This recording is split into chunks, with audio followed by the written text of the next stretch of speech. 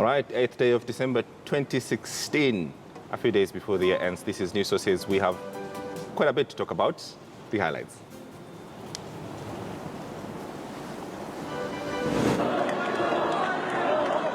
Viongozi wote wa kaunti hii, mawaziri walio hapa, waheshimiwa wabunge na watu wa Garissa, hamjambo?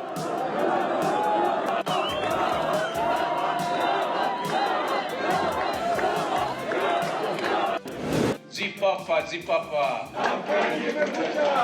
We say, Namkani Kuzecha, wake up. It is dawn. Komen, hata huko kwa Senate alinieleza yeye ni sycophant number 1 ya William Ruto. Come on.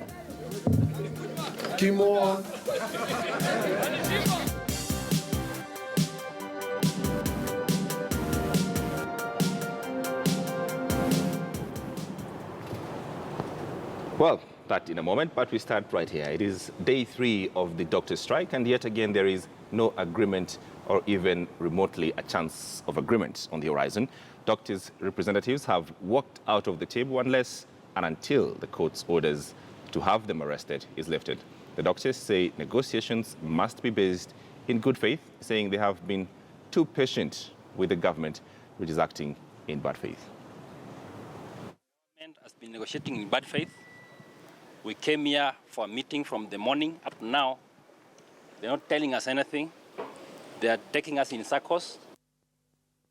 All right, let me introduce my panel tonight, starting from extreme right, Danny Shodongo from Capital FM. Karibu again to the program. Thank you. Mohamed Duku, advocate, and Ibrahim Uruko from the Star. Gentlemen, here we are, day 3. Doesn't look like there's still no sense of urgency. And that's where we start, because someone would have thought that things would have stopped, at least for the people who run the country, so that they say, well, we call a special cabinet meetings. We've seen this before. Let's see what we can do to mitigate this. But it doesn't appear it's happening. Uruko. Yeah, I think doctors went on strike without having learned lessons that teachers went through the last time they went on strike. And that's why we have this quagmire. The government, the tactics the government is employing in this one is similar to what they did to teachers last time. You drain them, they keep on making noise, but at the same time, you are plotting to arrest all of them, maybe their officers. And I think last time, Sosioni was arrested and was, I think, fined a very hefty, fined by the court. So the teachers did not, rather the doctors did not learn from that experience, and I think that's the manual the government is using to end this strike. And don't forget to remember that of all the devolved functions, none has been more chaotic than the health function. We have had so many strikes with the national government doing little, maybe to probably intervene as the big bro to save the situation. And so we are there. Maybe blackmail will do it.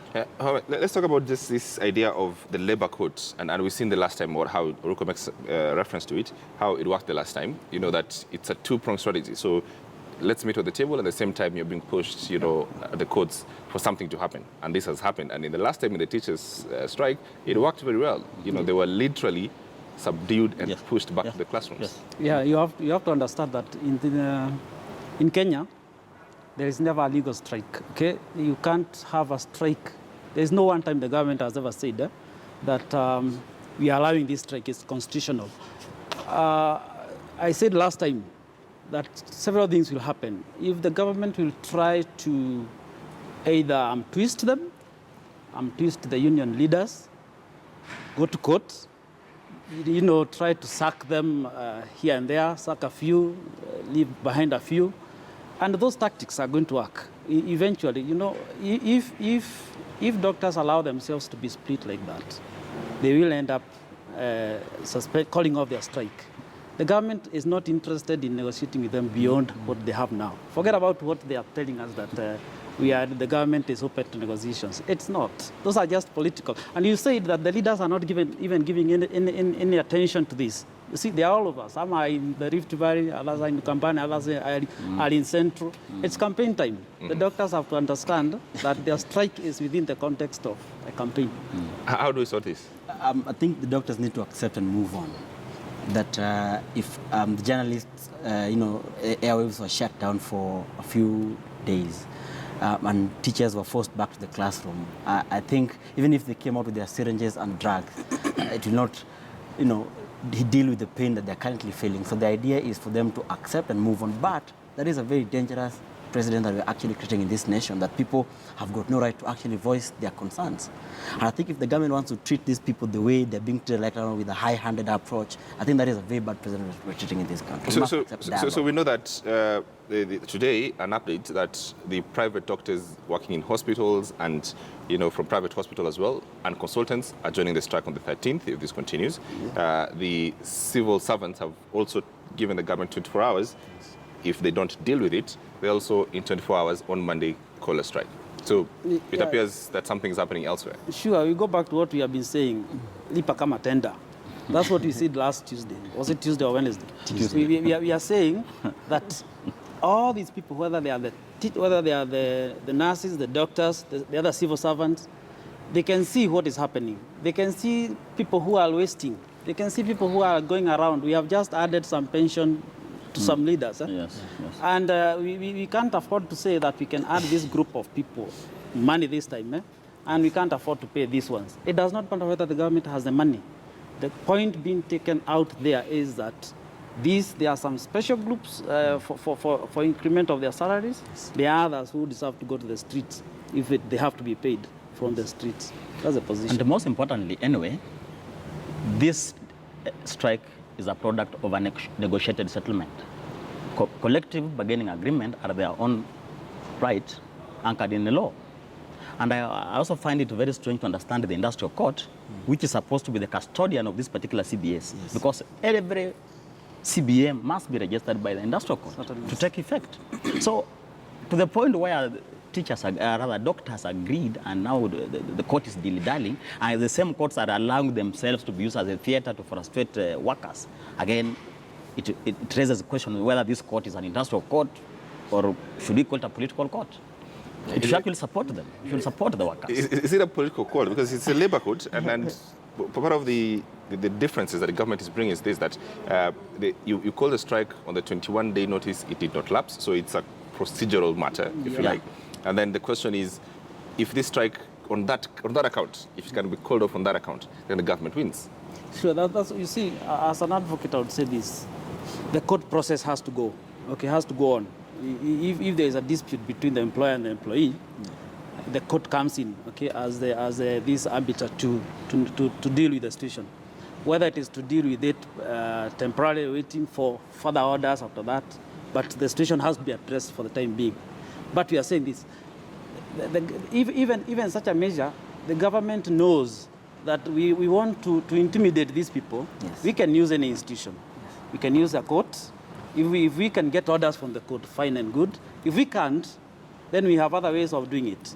The point that is being addressed, that is being put across, is that for whatever reasons, these people will have to come back to hospitals. Remember last time I told you that quite a number of years back, doctors used to be arrested and actually put in and forced to go back to work. We have not come from that position up now. I said we had moved away from it, but as you can see, we are still in that position. Let's move to something that is, quite as well interesting. And meanwhile, President Uhuru Kenyatta and his deputy, William Ruto, today began a two-day tour of the larger Rift Valley region. The two addressed several stops of meetings where they told residents to stay in Jubilee and not to be distracted by the opposition. Opposition Chief Raila Odinga and his brigade have made several overtures to the region in an effort to turn voters their way.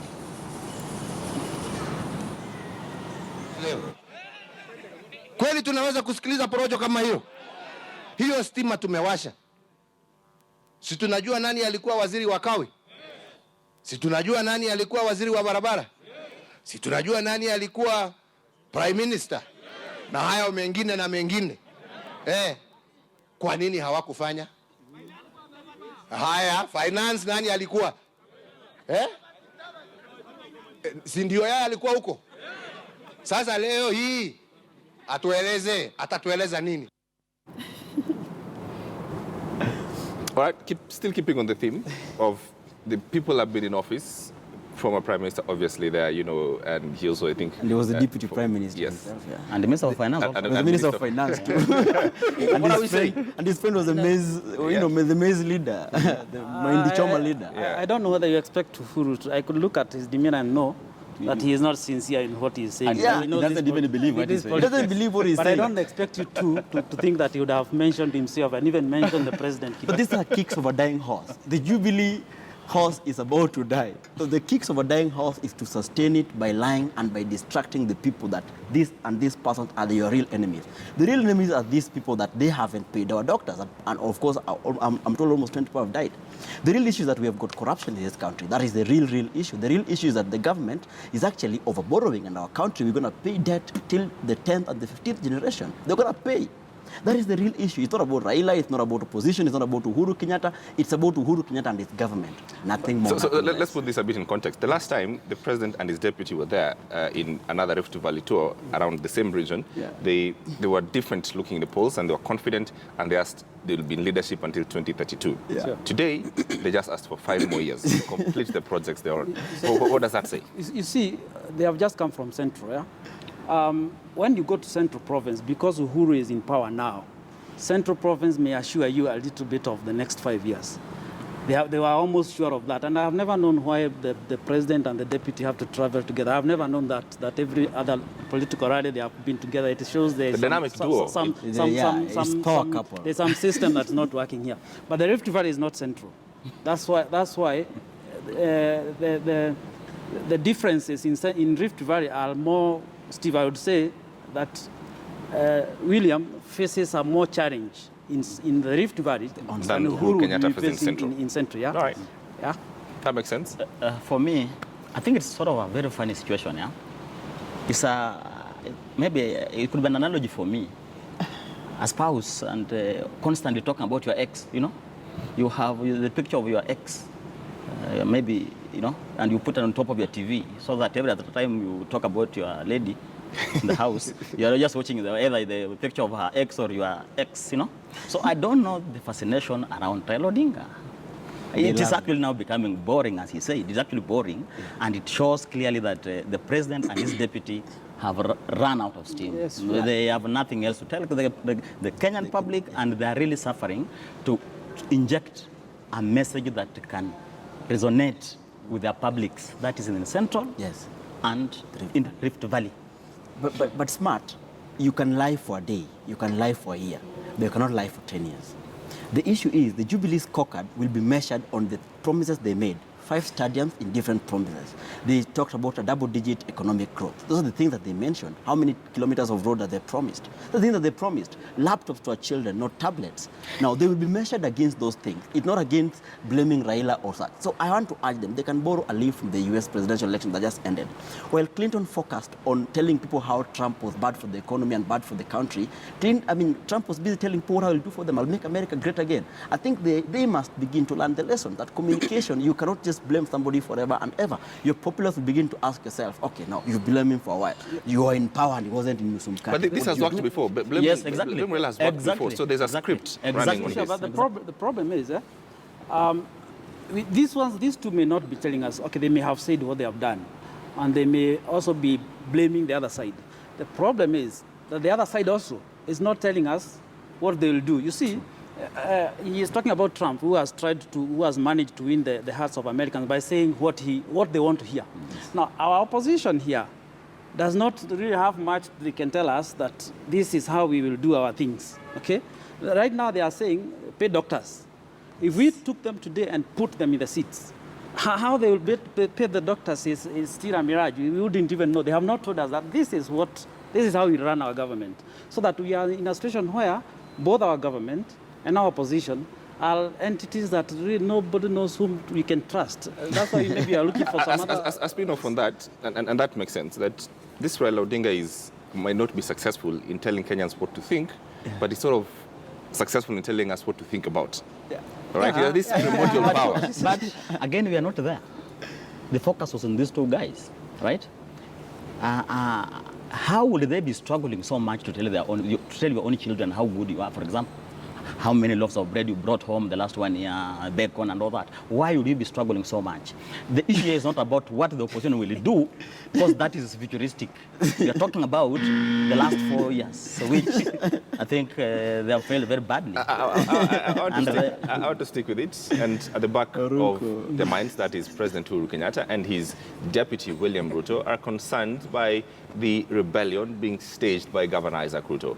The Rift Valley threatens to split the vote-rich Rift Valley, which voted for Jubilee Coalition 2013. Disgruntled politicians there have cited high-handedness of the deputy president as one of the major reasons they are pulling back their support. Kwa chama cha mashinani officially, serikali ya Bomet ni serikali ya chama cha mashinani. Wakiwa Bomet, Jubilee ni opposition. Watoto wao wanafanya mtihani bila kulipa. Kina mama wao wanaenda hospitali wanajifungua bila kulipa. Barabara wamengojea miaka 40 ndio hii inaanzishwa kujenga. Na mimi nashangaza zingine watu wengine wanasema ati hii barabara sijui imechelewa miaka 2. Sasa wewe unauliza kuchelewa miaka 2 na ile 40 tumengojea hiyo siku yote. All right, let's talk about this. But there's something that is simmering between the South Rift and the North Rift, the deputy president and the other Ruto, the governor Ruto, clearly a sport for a fight. How will this end? Let me say this. I never understand when we talk about Ruto, the two Rutos, William and Isaac. When we say William Ruto is losing in the Rift Valley, whichever side it is, we keep saying that, and I also say that. But we never vote for a deputy president. So even when we say that he is losing votes in the Rift Valley, whether the north or south, we must ask ourselves, to whom will those votes go to? Who is this? Are we saying that they will not vote? Are we saying that those who will vote for Isaac or who are in Isaac's camp, they'll have a presidential candidate? You see, Ruto is gunning for Uhuru. Ruto is behind Uhuru Kenyatta. Yes. So who is this presidential candidate that the Rift Valley will back?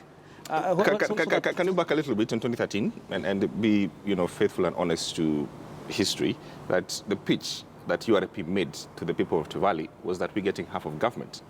And that is the genesis of the problem between the two Rutos. Yeah. It is not exactly that Uhuru Kenyatta is the president, that I will have equal portion of this, isn't it? Very true.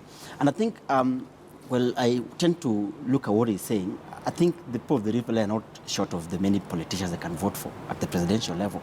Let us assume that people cannot vote for certain people simply because they've been painted as this or that. History shows us that even in 2007, they voted overwhelming for the opposition leader, currently Raila Amolo Odinga.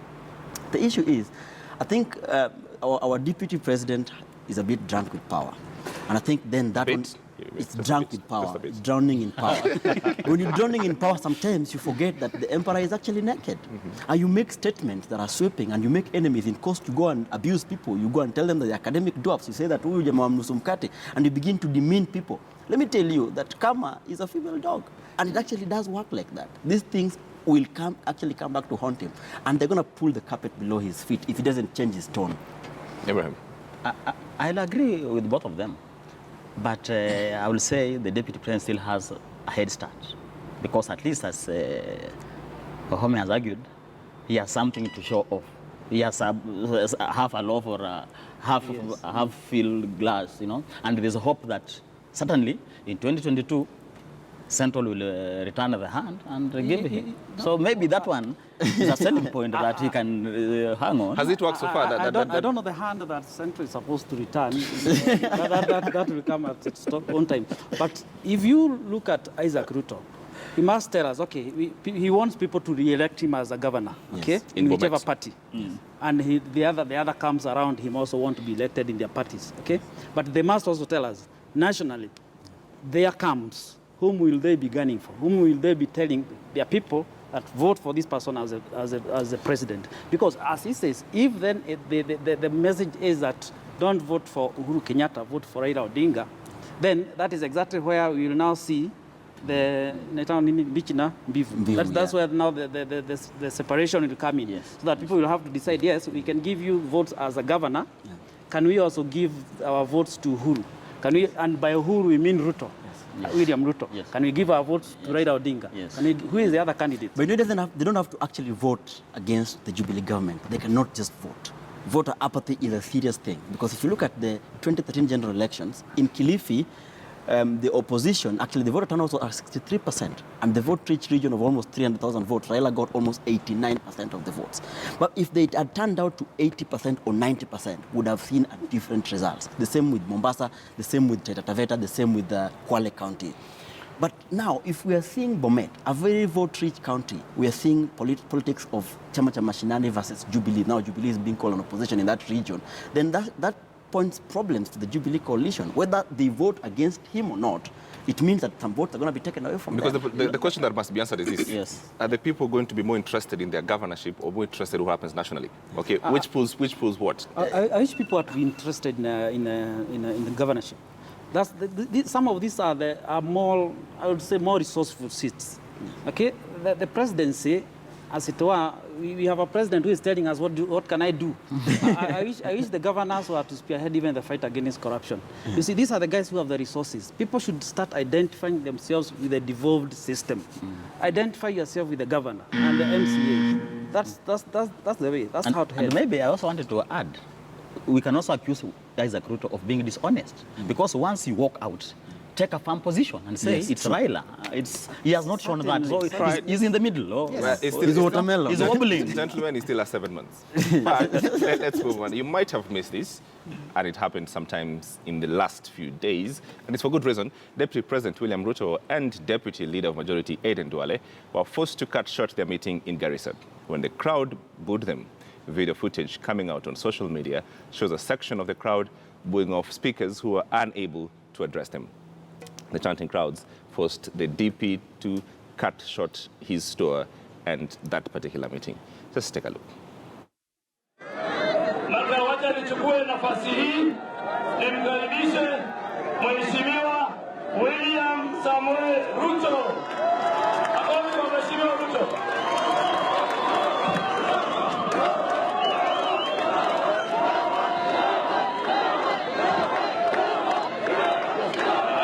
Asanteni sana. Asanteni sana. Viongozi wote wa kaunti hii, mawaziri walio hapa, waheshimiwa wabunge na watu wa Garissa, hamjambo? Hamjambo tena? Right, so I must make an admission here, and this is something that I think we have to be very honest against the media. This happened a few days ago, but it was not reported on any news media. We didn't have this footage. It just had to sort of appear on the social media. That says something about media being managed, us being managed, and us completely missing the story or, getting compromised. No. I think that's not true. Why? Because why would in this environment of social media, everybody is a journalist. But we must report the news media. Our job is to report. Okay, I'm coming. I'm not denying what you're saying. Okay, let me be blunt that this is a case. If that's what you're saying is true, this is a clear case of corruption. Why? In the modern world, in the modern environment, everybody has a smartphone, right? Yes. Everybody is a journalist. These things go on Twitter, on Facebook, every other time.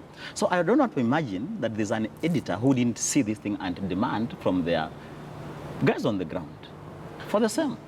So if it didn't happen, let us put the blame where it is. So editors must tell us what happened. Was this a story or not even a story? Or an story, Wahome? It's how do I say it? It's a story. It's a story to the extent that it's drama, okay? We all like drama. But I'm not even more interested in whether the media was able to capture it or not. The main question is why the people would do what they are doing. And I didn't quite get what they were demanding for. They're demanding for ODM deputy leader to speak. But the position, the point is that as we go to campaigns, as we go to the elections, the leaders we have now, whether they are from the president to the MCAs, must know that the people are waiting for them to account for specific things. Yeah. It's no longer the time when you just came and sang to us how you are going to Chague for another 5 years to complete the road. We gave you 5 years, tell us why the road was not completed. But James, we are in a position where whoever you are, you'll have to face the people, And tell the them. people will have to question you. And that is exactly what I would want people to do. For me, this is a clear example of when you focus so much on attacking other people and not telling them what you want to do for them. Joho keeps on saying, I want to do this, I want to do this. My brother Hussein Machozi keeps on saying, oh, jamaa yule jamaa, mkate nusu, yule jamaa, Matusi left, right and center. When the man sits down, he abuses people. When the man stands up, he abuses people without telling us exactly what he wants to do for us. The second lie that they actually swallowed whole was the tyranny of numbers lie. They thought that, oh, by the way, our terms are secured from now onwards till 2032. But then they're realizing that, oh my goodness, this tyranny of numbers was extremely flawed, and the people actually believed it are liars. Now they're waking up to the rude reality that people are actually looking for leaders who are strong, who have got an authentic message, and people are actually willing to sacrifice to go forward. Now, the demand now is for Joho. I believe that if you go somewhere else, they'll demand for another local leader who's stronger. And that is the reality in every part of this country. Soon, they'll demand for Isaac Ruto, Bomet governor, when they go to Rift Valley. When they go to Central Kenya, they'll demand for somebody else. Trust me. And that will continue until the day they realize that actually power is never guaranteed until you fulfill the promise that you give to the people. Good, and when they demand, let me just carry on from where you stopped. When people demand, it's very important that you demand people who are of all sort of credit, you know, some how do I call it? People who are worth demanding for. I'm not saying Joho is not. I've not said that. What are you saying? But what I'm saying is, we must look at the leaders we are about to elect. Don't just look at the popular faces, okay? The people who are making news out there. Examine all the leaders, so that when you demand, when you think that this is the person to vote for, look at their credentials, look at their history, look at the way they contribute to fight against corruption and to good governance. Look at all those. Those are the kind of people we should be saying, these are the ones we want to address us. In fact, we should never be addressed by people who have a list of corruption cases behind them. But by shutting these people down, we are clearly saying that we don't want you. That is still a message that we cannot ignore. If we shut it down, we're home. We're just saying, we're home. Yes, we don't want your message. That means we're rejecting you. So who is smart? It doesn't matter. It's just that they're rejecting you. I think that's a separate conversation. Yes. You're asking two questions in one. Yeah. Okay, the first question is to deny you. It's deny you. Yes. Deny your voice. Yes. Then for who? Then the second Is it that question. Judas- No, you can't ask it as one question. Is it? No, I agree with them. I agree with them that Ruto snapped off or for going for a small petty dog fights. Yeah. Is finally catching up with him. And it's very bad because we have argued here on this show before that the deputy president must choose his words very carefully. Yeah. You pick on Boniface Mwangi, he drags you into the pigsty. Yeah. And he leaves you there. You go with Joho, you declare yourself to be an academic giant, but somehow when you want to graduate at the University of Nairobi, something happens. You declare to us that you're not graduating, which is not your function anyway. It is the university that tells us who graduates, not students. And no one, even you smart as a TV anchor, when you go to the University of Nairobi, there's no special status. You're a student just like any other. Yeah. So it also comes back. If you're an academic giant, then just be. Yeah. No, but Just but if you don't graduate, let's pick it from there and make it a general statement. If you don't graduate, do you go for the persons who graduated through some backdoor?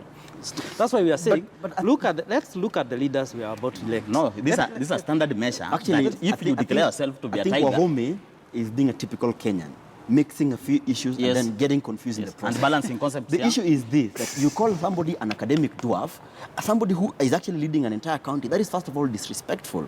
And I believe with all my heart that you can discredit people without being disrespectful. Now, our deputy president need to learn that. And I hope that one of the units he did in the University of Nairobi was how to, to experience decorum and to actually be able to talk in a manner that edifies the position that he holds in the society. When he goes around calling people names left, right, and center, then he actually deserves to be called names too. And I think he's now catching up. But again, you cannot blame him because through that character, he propelled himself to power, right? So if you did it and it succeeded, why not do it over and over again? Roadside, I think that's the problem. Roadside behaviors, when you're selling potatoes, now when you become the king, you stop them. You stop these behaviors. You stop. We all know the DP has a way of be condescending attitude. You know, he will dismiss quite very important issues in just a sweep of the hand. That is not supposed to be the case for a leader. But we are saying, and we are still insisting, that if I don't want him, the person I pick next must be a person worth the credit, okay? Must be a person of caliber. Somebody whom I can elect and feel that I have elected. Let us discuss that matter. Yeah. You're stuck on it so much. But this is democracy, right? Yeah. And I think we were discussing the reasons why, for example, Americans don't go for the opinion or the popular vote. Yes. Yeah. Because we believe masses also have no brains to make serious decisions, right?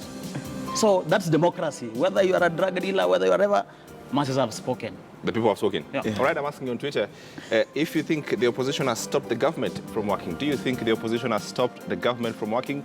Tweet me at James Smart, hashtag news sources at KTN Kenya, KTN News. Happy to hear your thoughts. News sources, KTN News at James Smart. Do you think the opposition has stopped the government from working? I'll be happy to hear your thoughts. Coming up on the other side of the break. Don't go too far.